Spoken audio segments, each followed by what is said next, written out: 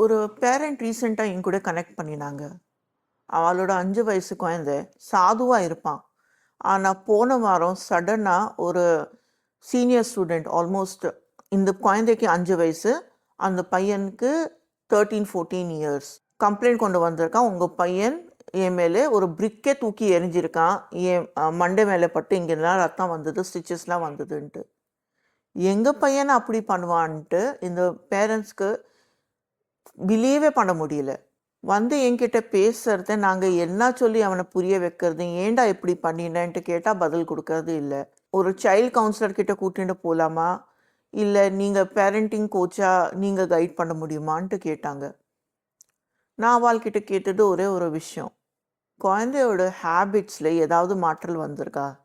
அவள் ஃபஸ்ட்டு எதுவுமே அவளுக்கு சொல்ல தெரியல, ஒன்றுமே இல்லையே, சாதாரணமாக தான் இருப்பான். ஆனால் இல்லை, அவனோட ஏதாவது யூஸ்வல் டெய்லி ஹேபிட் ரொட்டீன் எப்படி இருந்தது, அதில் ஏதாவது சேஞ்ச் வந்திருக்கான்ட்டு கேட்டேன். இல்லை, 2-3 மாதமாக கீழே போய் விளையாடுறத நிறுத்திட்டான். அதுதான் ஏன் என்ன ஏதுன்ட்டு தெரிஞ்சு மொல்லமாக அந்த குழந்தைகிட்ட பேசுகிறதே தெரிஞ்சுது. அவன் கல்லை தூக்கி எரிஞ்சானே அந்த பையனும் அவள் ஃப்ரெண்ட்ஸோட குரூப்பும் அந்த சீனியர் ஸ்டூடெண்ட்ஸ் 5 வயசு இந்த பையனை கேலி பண்ணிட்டு இருந்திருக்காங்க, புலி பண்ணிட்டு இருக்காங்க. நீ பார்க்கறதுக்கு பொண்ணு போல இருக்க அப்படிலாம் ஏதோ சொல்லி சொல்லி கேலி பண்ணியிருக்காங்க. அது 3 மாசமாக நடந்துட்டு இருந்தது. அன்னைக்கு ஒரு நாள் அந்த குரூப்பில் 6-5 பசங்க இருப்பாங்க. அவன்லேருந்து ஒருத்தன் மட்டும் வந்து இவன்கிட்ட மாற்றிண்டான். தனியாக இருந்தால் அவன் வந்து ஏதோ அது போல் நானும் கேலி பண்ணிட்டு போவேன்ட்டு சொல்லிட்டு இருந்தான். அவனை தனியாக பார்த்து இந்த குழந்தைக்கு ஒரு தைரியம் வந்தது. பக்கத்தில் இருக்கிறது கல் எடுத்து தூக்கி எறிஞ்சுட்டான், என் கிட்டக்கு வராதுன்ட்டு. இந்த இன்சிடெண்ட்டில் யார் மேலே நீங்கள் தப்புன்ட்டு சொல்வீங்க? அந்த 5 வயசு குழந்தை அதுக்கு இந்த இப்படி போல் என் கூட ஒரு தப்பு நடக்கிறது, அதை பற்றி நான் யார்கிட்ட போய் என்ன பேசணும்ன்ட்டு தெரியாமல் நிற்கிறது அந்த குழந்தையா? இல்லை எது வேணா ஆகட்டும், நாங்கள் இருக்கோம், எங்கள்கிட்ட வந்து சொல்லுன்ட்டு நம்பிக்கை கொடுக்காம இருக்கிறவா அந்த பேரண்ட்ஸ் மேலேயா? வணக்கம், நான் சரோஜா, உங்களோட பேரண்டிங் கோச். இந்த ஒரு இன்சிடென்ட் சொன்னேன் இல்லையா, இது ரொம்ப மைல்டு. நம்ம சொசைட்டியில் குழந்தைகளோட நிறைய கேவலமான விஷயங்கள் நடக்கிறது. நிறைய குழந்தைகள் சடனாக டிப்ரெஷனில் போயிடுறாங்க, அளவுக்குலாம் போயிடுறாங்க. இதெல்லாம் அவாய்ட் பண்ணி நம்ம எப்படி குழந்தைய காப்பாற்றி பத்திரமா அவளை கைட் பண்ணி, ஏதாவது பிரச்சனை இருந்தால் நாங்கள் இருக்கோம்ப்பா, வந்து எங்கள்கிட்ட பேசுன்ட்டு அந்த நம்பிக்கை கொடுக்கறது வேலை எப்படி பண்ணலாம், அதுதான் இந்த வீடியோவில் டீட்டெயில்டாக சொல்ல போகிறேன். ப்ளீஸ் கவனமாக பாருங்கள்.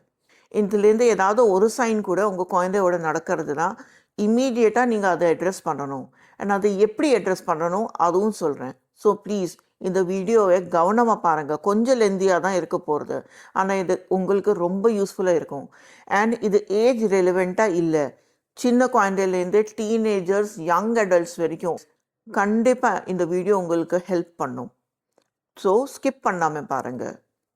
கண்டினியூ பண்ணுறதுக்கு முன்னாடி இந்த சேனலை சப்ஸ்கிரைப் பண்ணிக்கோங்க, நோட்டிஃபிகேஷன் பெல்லை ப்ரெஸ் பண்ணிவிடுங்க. இது போல் நிறைய கண்டென்ட் நான் போஸ்ட் பண்ண போகிறேன். முதல் சைன், சடன் மூட் ஸ்விங்ஸ். குழந்தை யூஸ்வலி ரொம்ப ஜாய்ஃபுல்லாக ஆக்டிவாக இருக்கும். சடனாக அதுக்கு எங்கேயும் போகிறது பிடிக்கல, யார்கிட்டையும் பேசுறது பிடிக்கல, இரிட்டேபிளாக இருக்குது. ரொம்ப சின்ன குழந்தைன்னா இரிட்டேட்டடாக இருக்குது. இப்போ ஒரு அம்மாவோ அப்பாவையோ சுற்றிகிட்டே போகிறது. பழக்கமாக யாராவது வழியிலேருந்து வந்தால் அவள்கிட்ட ரொம்ப நல்லா பேசும், ஆனால் சடனாக ஸ்பெசிஃபிக்கான ஆளுகள்கிட்ட பேசுறது நிறுத்தியாச்சு. ஒரு இது டீனேஜர்ஸ் இருந்தான்னா இப்போதான் ரீசெண்டாக ரொம்ப கத்தி பதில் கொடுக்கறது ஸ்டார்ட் பண்ணியாச்சுன்னா, this is a sign of some sort of anxiety. குழந்தைக்கு ஏதோ டிஸ்கம்ஃபர்ட் இருக்குது, இமோஷ்னல் டிஸ்கம்ஃபர்ட் சொல்கிறேன். அதுக்கு சடனாக ஏதாவது சேஞ்ச் இருக்கலாம் சரௌண்டிங்கில், இல்லை யாரையாவது பார்த்து ஏதோ ட்ரிகர் ஆகிக்கலாம், ஏதாவது பயம் வந்திருக்கலாம். ஸோ இது போல் சுச்சுவேஷன் இருக்கிறத நீங்கள் என்ன பண்ணணும்? ஆஸ் அ பேரண்ட் குழந்தைக்கிட்ட ஓப்பன் ஹண்டட் கொஷின்ஸ் கேளுங்க. ஓப்பன் ஹண்டட்னா என்ன அர்த்தம்? கொஞ்ச நாளாக உங்ககிட்ட கொஞ்சம் சேஞ்சஸ் பார்த்துருக்கேன், நீ இது போல் பண்ண மாட்டியே, என்ன ஆச்சு? இது போல் குழந்தைக்கு பதில் கொடுக்கறதுக்கு கேப் கொடுத்துடுங்க. நீங்கள் என்ன ஆச்சு, ஸ்கூலில் டீச்சர் ஏதாவது சொன்னாங்களா, அம்மா திட்டினாலா, அப்பா ஏதாவது சொன்னாலா, இது போல் நீங்கள் கெஸ் ஒர்க் பண்ணாதீங்க. அதுக்கு மட்டும் இல்லை இல்லை இல்லைன்ட்டு தான் பதில் வரும். அவளுக்கு ஓப்பன் ஹெண்டட் கொஷின்ஸ் கேட்கறதுக்கு நீங்கள் ஸ்பேஸ் கொடுத்துட்டீங்கன்னா, அவள் மனசில் என்ன இருக்கு, இவா என்னோட பேச்சு கேட்கறதுக்கு ரெடியாக இருக்காங்கன்ட்டு அந்த ஒரு நம்பிக்கை குழந்தைக்கு வரும். அண்ட் கொஞ்சம் நேரம் வேணால் எடுக்கலாம், மேபி தே ஃபீலிங் எம்பாரஸ். ஆனாலும் கொஞ்சம் டயத்துக்கு அப்புறமா கண்டிப்பாக உங்கள்கிட்ட சொல்லிடுவாங்க, இதனால எனக்கு பிடிக்கிறது இல்லை, எனக்கு மூட் சரியில்லைன்ட்டு ஏதாவது சொல்லிடுவாங்க. ஸோ இந்த ட்ரிக்கை நீங்கள் இர்ரெஸ்பெக்டிவ் ஆஃப் ஏஜ் நீங்கள் ஃபாலோ பண்ணலாம். எப்போவுமே குழந்தைகிட்டேருந்து அவள் மனசில் என்ன இருக்குன்ட்டு தெரிஞ்சுக்கணும்னா ஓப்பன் ஹெண்டட் கொஷின்ஸ் கேளுங்க. 2வது பாயிண்ட், பொய் சொல்லுறது இல்லை நிறையா விஷயங்களை ஹைட் பண்ணுறது. இப்போது ஜென்ரலி குழந்தைகளுக்கு ஒரு இருக்கும், நம்ம அம்மாவை ஏமாற்றி அப்பாவை ஏமாற்றி ஏதோ பண்ணிட்டோம்ட்டு. அது போல் ஒரு ஃபீலிங் இருக்கும் தான். அதில் அவங்க தன்னோட இன்டெலிஜென்ஸ் தான் பார்ப்பாங்க. சிலப்போ இது பண்ணினா ஓகே தான். ஆனால் சடனாக எல்லா விஷயத்துலையும் இது போல தான் இன்ட்ராக்ட் பண்ணுறாங்க, இது போல தான் பிஹேவ் பண்ணுறாங்க. ரொம்ப ஆப்வியஸான இருக்கிறது விஷயங்கள் அதுலேயும் போய் சொல்கிறாங்க. அப்படி இருக்கிறத ஏதாவது பிரச்சனை இருக்குன்ட்டு நீங்கள் புரிஞ்சுக்கணும். மெயினாக இதுக்கு காரணம் என்னன்னா, குழந்தைகளுக்கு எங்களுக்கு இது தெரிஞ்சிடுத்துன்னா ரொம்ப திட்டு கிடைக்க போகிறதுன்ட்டு அந்த ஒரு பயம். இது டீனேஜர்ஸோட மைண்டில் என்ன நடக்கிறதுனா, actually they are feeling over managed. நீங்கள் சின்ன சின்ன விஷயத்துலலாம் உள்ள நுழைஞ்சு மைக்ரோ மேனேஜ் பண்ணுறதுக்கு ட்ரை பண்ணுறீங்க. அதுதான் அவளுக்கு பிடிக்காம, அவளோட அட்டானமி அவளோட இண்டிபெண்டன்ஸ்க்காக உங்களுக்கு தெரியாமல் ஏதாவது பண்ணுறதுக்கு பார்ப்பாங்க. இது ப்ரீ டீன்ஸ்லேயும் ஸ்டார்ட் ஆயிடும் சில குழந்தைகளுக்கு. அதுக்கும் முன்னாடி அம்மா அங்கே போகாதுன்ட்டு சொல்லியிருக்காங்க, ஆனால் எனக்கு போய் பார்க்கணும் அங்கே என்னான்ட்டு. அம்மாவுக்கு தெரியாமல் முல்லாமல் போய் பார்த்தோம்னா தெரியாது, நம்மளுக்கும் கியூரியாசிட்டி செட்டில் ஆகிடும்ன்ட்டு அப்படியும் நினைப்பாங்க சின்ன குழந்தைகள். இந்த சுச்சுவேஷன்ஸை ஹேண்டில் பண்ணுறது என்னது, ஃபஸ்ட்டு டீனேஜராக இருந்தால் நீங்கள் கொஞ்சம் அட்டானமி கொடுக்கணும். ரொம்ப சின்ன குழந்தை வேறு விஷயம் ஏதாவது கியூரியாசிட்டி இருக்குன்னா அவளை கூட்டின்னு போய் நீங்களே போய் காட்டிடுங்க முடிஞ்ச அளவுக்கு. இல்லைன்னா அங்கே என்னது, அங்கே போனால் என்ன பிரச்சனை ஆகும், ஏன் நீங்கள் இல்லை கூடாதுன்ட்டு சொல்கிறீங்க, அதை டீட்டெயில்டாக குழந்தைகிட்ட எக்ஸ்பிளைன் பண்ணுங்க. ஸோ நிறைய விஷயத்தில் நான் சொல்கிறேன் பண்ணக்கூடாது பண்ணாது, நான் சொல்கிறேன்ட்டு பண்ணாது. இந்த காலத்தில் அது நடக்காது. பிகாஸ் சிம்பிளாக கூகுளில் ஒரு வாய்ஸ் கமாண்ட் கொடுத்தா, நம்ம தான் டைப் பண்ணுறோம், வாய்ஸ் கமாண்ட் கொடுத்தாலே எல்லாம் பதில் கிடச்சிடுறது. அதை போல் காலத்தில் நான் சொன்னேன் அதனால நீ இது பண்ணணுன்ட்டு சொன்னால் செல்லாது, அவள் கேட்க மாட்டாங்க. They will get alienated from you. So இது நீங்கள் பாருங்கள், குழந்தைய உங்கள்கிட்ட வந்து பொய் சொல்கிறான்னா நீங்கள் தான் ஏதோ ஓவர் ரியாக்ஷன் கொடுத்து ரொம்ப திட்டிருக்கீங்களா, அவளுக்கு ஏன் இதை பண்ணணும், இந்த வேலையை நீங்கள் சொன்னது வேலை ஏன் பண்ணணுன்ட்டு அதை சொல்லி கொடுத்துருக்கீங்களா, அதெல்லாம் நீங்கள் கவனமாக பாருங்கள். நீங்கள் சிலப்போ குழந்தைய ஏதாவது சின்ன விஷயத்துக்கு ஃப்ரஸ்ட்ரேஷனில் ஏதாவது ரொம்ப ஓவராக திட்டிருக்கீங்கன்னா அந்த ஃபஸ்ட்டு அந்த மெமரியை நீங்கள் ரிசால்வ் பண்ணுங்கள். அன்னைக்கு நான் ஓவராக கத்திருக்கேன், அவ்வளோ கத்திருக்கக்கூடாது, என்னோட பிஹேவியரோட பொறுப்பு என் மேலே தான் இருக்குது, நான் இனிமேல் உன் மேலே அப்படிலாம் கத்த மாட்டேன், உங்ககிட்டேருந்து இது சின்ன ஒரு சப்போர்ட் வேணும், நீ என்கிட்ட பொய் சொல்லாது, என்ன நடக்கிறதோ அப்படியே உண்மையாக என்கிட்ட சொல்லிவிடு, நம்ம பார்த்துப்போம், எல்லாம் சரி பண்ணிடுவோம். அந்த நம்பிக்கை நீங்கள் குழந்தைகிட்ட கொடுத்தேன்னா அதுக்கும் இல்லை எனக்கு ஏதாவது பிரச்சனை வந்தால், ஏதாவது எனக்கு தப்பு நடந்துடுத்து, நான் ஏதோ தப்பு பண்ணிட்டேன்னா போய் சொன்னேன்னா அடிவியாது, திட்டு கிடைக்காது, அந்த பிரச்சனையை ரிசால்வ் பண்ணுறதுக்கு தான் சொல்லி கொடுப்பாங்கன்ட்டு அந்த நம்பிக்கை உங்கள் மேலே வந்துடும். 3வது பாயிண்ட், சடனாக ரொம்ப பயத்தை எக்ஸ்பிரஸ் பண்ணுறது, எக்ஸ்பிரஷன் ஆஃப் ஃபியர். எப்படின்னா சின்ன பசங்கள் இல்லை எனக்கு ஸ்கூலுக்கு போக வேண்டாம், இல்லை எனக்கு அங்கே போய் விளையாட வேண்டாம், இல்லை சடனாக ஒரு ரூட்லேருந்து போகிறாங்க, டீனேஜ் பசங்க டியூஷனுக்கு போகிறாங்க, ஒரு ரூட்லேருந்து போகிறாங்க, அங்கேருந்து போகாமல் சுற்றி போகிறது ஸ்டார்ட் பண்ணியாச்சு, அங்கேருந்து போகிறது எனக்கு பிடிக்கிறது இல்லை, நான் போக மாட்டேன்ட்டு. உங்களுக்கு அது லாஜிக்கலாக சவுண்ட் ஆகாது. ஃபஸ்ட்டு கேட்டாலும் என்னப்பா எதுக்கடா அண்ட் ஏதோ எக்ஸ்கியூஸ் கொடுக்குறாங்கன்ட்டு அப்படி தான் தோணும். நிறைய வாட்டி இதுவும் இருக்கலாம். பட் அது போல் ஏதாவது சுச்சுவேஷன் இருந்ததுன்னா குழந்தைய உட்காத்தி வச்சு என்ன பிரச்சனைன்ட்டு ப்ளீஸ் நீங்கள் கேளுங்க. முதல்ல அவங்களோட ஃபீலிங்கை வேலிடேட் பண்ணுங்க. உனக்கு டெய்லி ஸ்கூல் போகிறதுக்கு போரிங்காக இருக்கா, அதனாலயா, ஓகே புரியறது, பட் ஸ்கூல் போகாமல் இருக்கிறதுக்கு அதை பற்றி என்ன பிடிக்கல உனக்கு, அதை எனக்கு சொல்லு. நீ இந்த ரூட்ல தானே போவே, இங்கேருந்து 5 நிமிஷம், ஏதாவது பிரச்சனை சொல்லு, நான் அது சால்வ் பண்ணுறேன், நான் அதுக்கு தானே இங்கே இருக்கேன். இது போல் அவளோட ஃபியர்ஸை, அவளோட வரிஸை நீங்கள் வேலிடேட் பண்ணுங்கள் ஃபஸ்ட்டு. ஆமாம், ஓகே, ஏதாவது காரணம் இருக்கும், அதனால தான் நீ இப்படி சொல்கிற, எனக்கு புரியறது. என்ன காரணம் அது என்கிட்ட சொல்லு, அது நம்ம சரியாக்க முடியுமா, அதை ஆக்குறோம், இல்லை வேற ஏதாவது சேஞ்சஸ் கொண்டு வரணுமா, அது பண்ணுறோம், நீ பயந்துக்காது, நான் இருக்கேன் அப்படின்ட்டு நம்பிக்கை கொடுத்தேன்னா குழந்தை கண்டிப்பாக தன்னோட என்ன காரணமோ உங்கள்கிட்ட வந்து ஷேர் பண்ணும். 4வது பாயிண்ட், சோஷியல் சுச்சுவேஷன்ஸ், ஃப்ரெண்ட்ஸ் எல்லாம் அவாய்ட் பண்ணுறது. பை நேச்சர் சில குழந்தைகள் இன்ட்ரோவர்ட்டாக இருக்கலாம் அண்ட் பை நேச்சர் எக்ஸ்ட்ரோவர்ட்டாக இருக்கலாம். பட் எக்ஸ்ட்ரீமாக போய் யார்கிட்டையும் பேச மாட்டேன், யார்கிட்டையும் பழக மாட்டேன், ஏதாவது ஃபங்க்ஷனுக்கு போனால் யாருக்கும் ஒரு க்ரீட்டிங் கூட கொடுக்காம ஒரு முக்கில் போய் மொபைல் பிடிச்சிட்டு உட்காந்துட்டு இருப்பேன், அந்த போல் எக்ஸ்ட்ரீம் சுச்சுவேஷனில் இருக்கிறத நீங்கள் கண்டிப்பாக கவனிக்கணும். குழந்தை எப்படி இருக்கோ அப்படியே அவளோட கேரக்டர், அவளோட நேச்சர் எக்ஸெப்ட் பண்ணுறது அது ஒரு விஷயம். பட் அவளுக்கு சோஷியல் ஸ்கில்ஸ் சொல்லி கொடுக்கறது நம்மளோட ரெஸ்பான்சிபிலிட்டி தானே. ஸோ குழந்தை ஓவர் எக்ஸ்ட்ரீமில் நான் எங்கேயும் யாருக்கிட்டையும் இன்டராக்ட் பண்ண மாட்டேன்னா அங்கே நீங்கள் ஒரு பவுண்ட்ரி செட் பண்ணணும். நீ போய் ஒரு இடத்துக்கு போனேன்னா எல்லார்கிட்டையும் ஒரு ஹாய் சொல்லணும். Maybe you don't want to know what is happening in their life, what are they doing, you are not interested in that, don't ask that. மட்டும் hi, how are you, I am fine, thank you, அந்த அளவுக்கு ஒரு conversation eye contact வச்சுண்டு smiling ஃபேஸோடு பண்ணணும். 4 பேர் உட்காந்துட்டு இருக்கிறத எல்லாரும் பேசுறது நீ அந்த கன்வர்சேஷனில் ப்ரெசண்ட்டாக இருக்கணும். நீ யாரோடையும் டிஸ்ரெஸ்பெக்ட்ஃபுல்லாக இருக்கக்கூடாது. எப்போவுமே வாழ்க்கையில் தனியாக இருக்க முடியாது. இது போல் குழந்தைய எக்ஸ்பிளைன் பண்ணுங்க இந்த சோஷியல் இன்ட்ராக்ஷன்லாம் எதுக்கு முக்கியம் அண்ட் சில ட்ரிக்ஸ் சொல்லி கொடுங்க. நீ வாயை மூடிட்டு நான் சைடுக்கு போயிட்டேன்னா எல்லாரும் என்ன இக்னோர் பண்ணிடுவாங்கன்ட்டு நினைக்கிறேன். ஆனால் அப்போ தான் இன்னி பின்னாடி வருவாங்க. நீ ஓப்பனாக சில கொஷின்ஸ்க்கு பதில் கொடுத்துட்டு நீ அங்கே நிறுத்திட்டேன்னா அவளும் அடுத்த ஆளுக்கிட்டே மூவ் ஆன் பண்ணிடுவாங்க. அது பேசுறது கம்யூனிகேஷனோட ஸ்கில்ஸ் என்ன அதெல்லாம் சொல்லிக் கொடுங்க. கம்யூனிகேஷன் கிளாஸஸ் தேவைப்பட்டதுன்னா அதில் சேருங்க குழந்தைய. சோஷியல் ஸ்கில்ஸ் ஒரு ரொம்ப இம்பார்ட்டண்ட் ஸ்கில், அது லைஃப்பில் இல்லாமல் வாழவே முடியாது. ஸோ அதை விட்டு கொடுத்துடாதீங்க. என் குழந்தைக்கு பேசுறது பிடிக்கிறது இல்லை, அவள் ரொம்ப ஷாய் அப்படின்ட்டு விட்டுடாதீங்க ப்ளீஸ். 5வது பாயிண்ட், ஃப்ரீக்வெண்ட்டாக எனக்கு இங்கே வலி அங்கே வலி, இது பிடிக்கல, வாந்தி போல வருது ஆனால் வாந்தி வருது இல்லை, தலை வலிக்கிறது, எனக்கு மூடே இல்லை, எதுவும் சாப்பிட பிடிக்கல, இது போல் ஃப்ரீக்வெண்ட்டாக கம்ப்ளைண்ட்ஸ் பண்ணிகிட்டே இருக்குது. ஆனால் ஆப்வியஸ்னு ஏதாவது காரணமே இல்லை.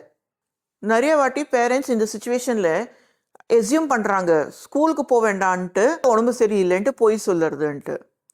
ஆனால் this might not be the case every single time.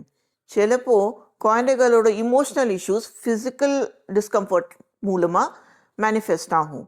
So இங்கேயும் திருப்பி அதே ஓப்பன் ஹெண்டட் கொஷன், நான் இது அப்சர்வ் பண்ணியிருக்கேன், என்ன ஆச்சு, சடனாக ஏன் இருக்குது, இமீடியட்டாக மெடிக்கல் அட்டென்ஷன் வேணுமா அப்படின்ட்டு கூட கேளுங்க. பை சான்ஸ் குழந்தை ஸ்கூல்லேருந்து இல்லை ஏதாவது சுச்சுவேஷன்லேருந்து எஸ்கேப் ஆகிறதுக்கு இது சொல்கிறதுனா டாக்டர் ஒரு பேர் கேட்ட உடனே பயந்துடும், இல்லை இல்லை வேண்டான்ட்டு சொல்லிடும். ஏன்னா ஆக்சுவலாக அதுக்கே தெரியும் ஃபிசிக்கல்னால் எந்த காரணமும் இல்லைன்ட்டு. பட் சில கேசஸில் அவளுக்கே தெரியாது அவள் ஃபீல் பண்ணுறது எதுக்குன்ட்டு.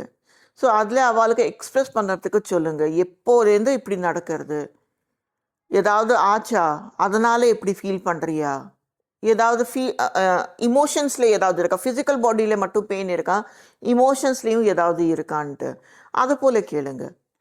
இந்த பாயிண்ட் ரொம்ப முக்கியம், ஓவர் சென்சிட்டிவிட்டி டு கிரிட்டிசிசம்.